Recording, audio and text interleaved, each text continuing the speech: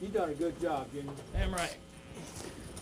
All right, we're going to go ahead and start with our post-race availability in today's CampingWorld.com 500. We are now joined by our second-place finisher, Dale Earnhardt Jr., driver of the number 88 Diet Mountain Dew Chevrolet. Dale, a lot going on in those final laps. Tell us about the final laps today. Yeah, I'm glad this weekend's over with. I felt like crap all weekend. Just been real nervous and feeling sick to my stomach. But, I just wanted to go out there, whatever happened, put forth a good account of myself, my team, and I'm real proud of what we did today. So I feel, I can feel good about that. I can look back on a lot of different things that put me in this situation right now, starting with the first two races in this round where we didn't run well. We got wrecked by the 19 and just didn't run well at Kansas. So, I'm going to get asked about the green, white checker rule, which I'm fine with it. I like to, I feel like no matter the rules, when the race is over, I can live with the result as long as everyone else is going by the same rules. So I felt like, per the rule book, it sorted out and I finished second. So I'm okay with that. We could argue that they could have waited another 100 foot to throw the caution.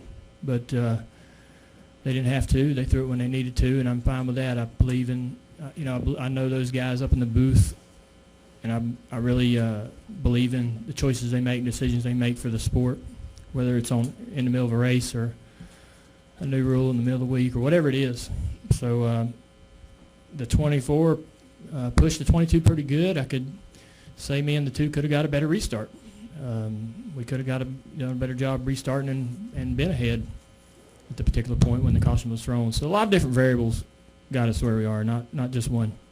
So, but again, just real happy with how we ran today. We worked. I'm more proud of the drive I had today than the 2 wins this year.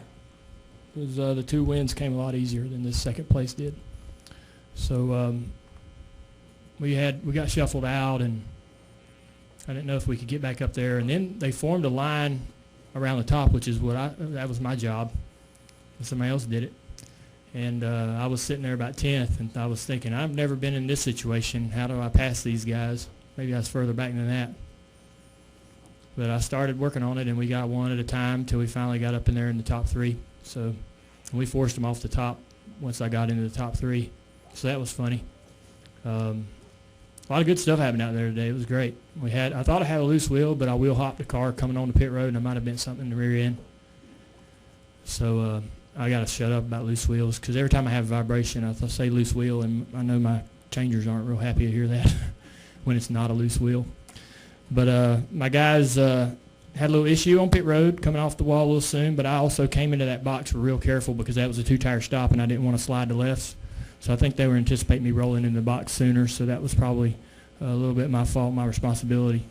And my crew guys, over-the-wall guys, are getting a little rough treatment here lately. And I just know the guys that I got, if we stick together, I believe we're going to be great next year. So I believe in them.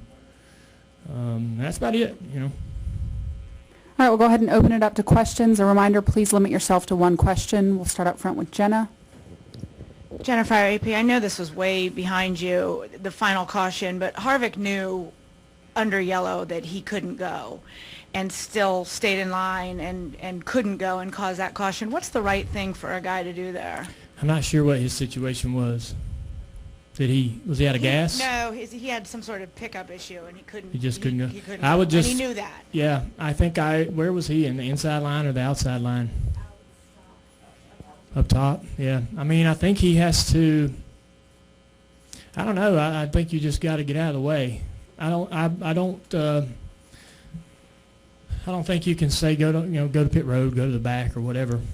But when we go, he has to give people behind him a place to go.